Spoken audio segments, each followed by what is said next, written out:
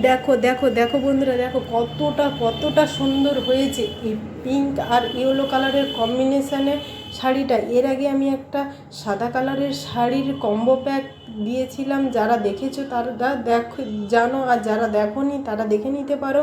আর ওই শাড়িটা এতটাই কাস্টমারের পছন্দ হয়েছে যে একটা হলুদ আর পিঙ্কের কম্বিনেশানে এই শাড়িটা আবার বানাতে দিয়েছে, আর এটাই তোমাদের বানিয়ে আজকে দেখাচ্ছি।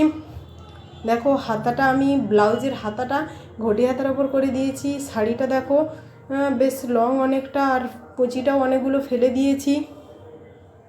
আর আঁচলটা যা ছিল শুধু কেটে আমি একটু সেলাই দিয়ে অ্যাডজাস্ট করে দিয়েছি, যেহেতু খুব ছোট্ট বেবি তাই ওর জন্য সামনে হুপের ওপর করে দিয়েছি, আর খুব বেশি ডিপ করিনি। আর কোমরের দিকটা দেখো যাতে খুব ভালো ফোটে, তাই আমি এই পিঙ্ক কালারের পাড়টাও লাগিয়ে দিয়েছি, সঙ্গে গলা দিকে পাইপিংটাও করে দিয়েছি। হাতাতে দেখো ঘটি হাতার ওপর ইয়েলো কালারটা যাতে ফোটে খুব ভালো, তার জন্য ইয়েলো কালারের এই একটা ছোট্ট করে সরু বর্ডারও লাগিয়ে দিয়েছি। এটা পিঠের দিকটা, এটাও খুব বেশি ডিপ করিনি, যাতে ওর খুলে না পড়ে যায় সেইভাবেই করে দিয়েছি ঘটি হাতার উপরে। আর পাইপিংটাও লাগিয়ে দিয়েছি, দুটো দিকেই পাইপিং লাগানো আছে। আর বন্ধুরা একটু কমেন্ট করে আমাকে জানিও তো কে কোথা থেকে দেখছো আমার ভিডিওটা। আর দেখো শাড়িতে বেশ অনেকগুলোই আমি কুঁচি ফেলেছি, ওটা আয়রন করে একদম সেট করে দিয়েছি।